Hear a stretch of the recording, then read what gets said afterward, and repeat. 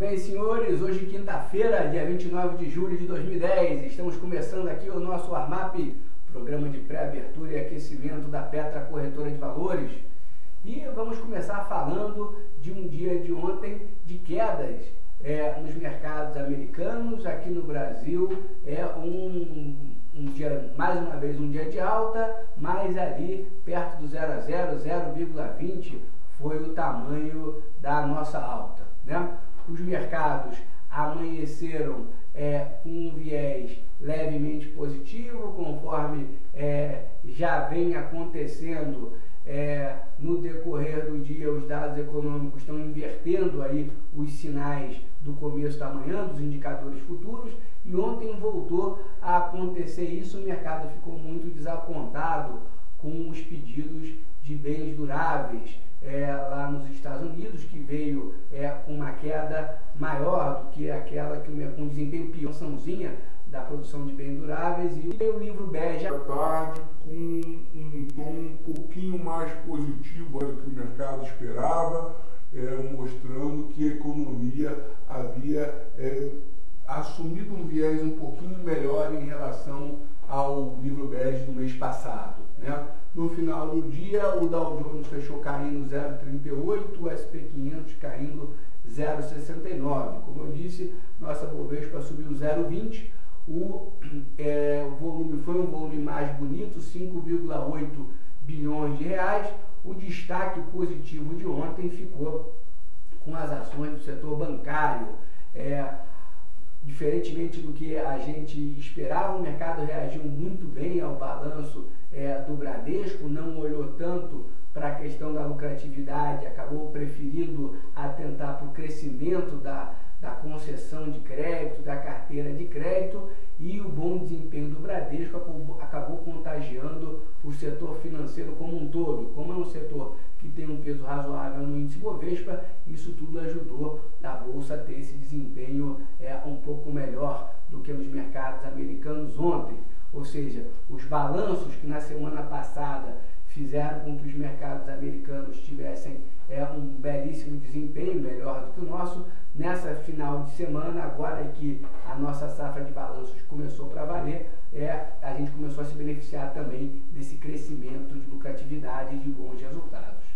Hoje a agenda é uma agenda que tem como principal indicador os dados de pedidos de seguro-desemprego. Já foram divulgados,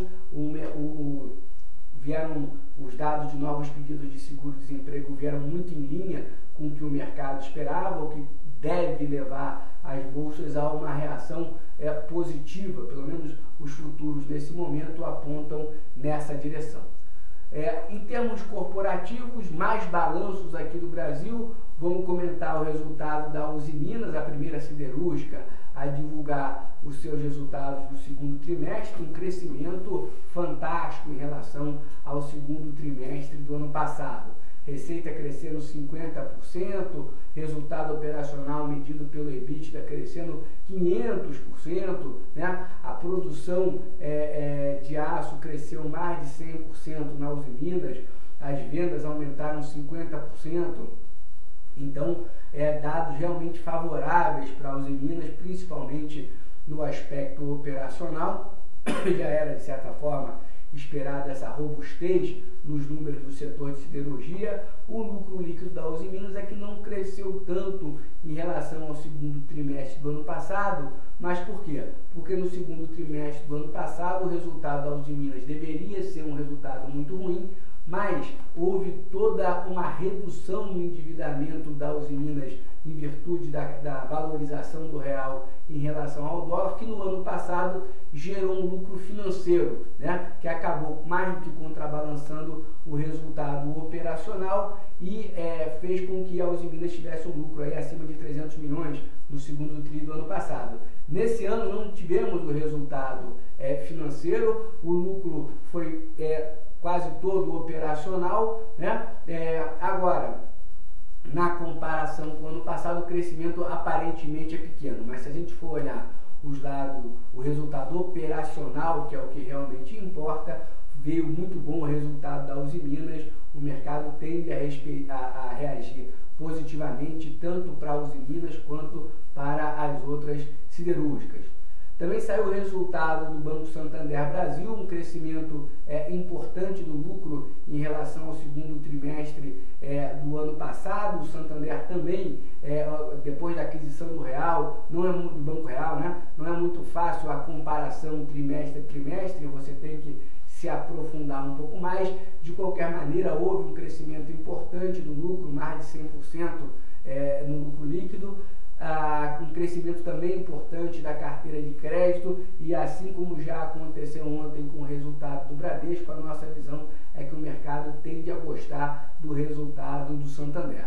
A TOTVS também divulgou o seu balanço ontem à noite, mostrando aquilo que a gente já sabe. A TOTVS é uma empresa que é líder no seu segmento de atuação, tem uma participação de mercado muito relevante, vem conseguindo apresentar crescimento de receita, crescimento de resultado operacional, mas quando a gente olha os resultados do segundo trimestre, a gente vê que houve uma perdinha de margem na comparação com o mesmo trimestre do ano passado.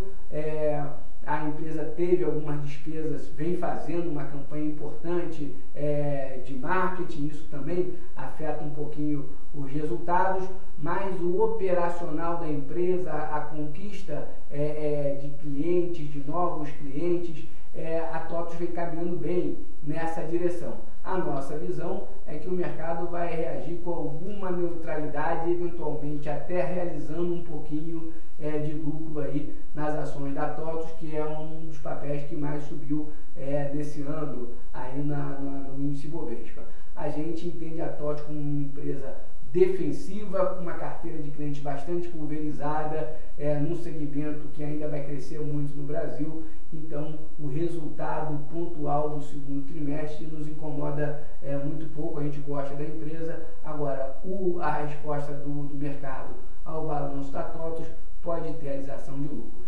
Finalmente, que pode ser entendido como um resultado positivo pelo aspecto operacional. Então a empresa vem conseguindo reduzir um pouco de custos, ela conseguiu limitar o desligamento de linhas e até cresceu um pouquinho em termos de base de assinantes. Então o lucro não foi não houve um crescimento tão substancial, foi um crescimento de 10%, mas houve perda de receita e até um pouquinho de perda de margem operacional, mas a contenção de custos acabou favorecendo o resultado da Telesp.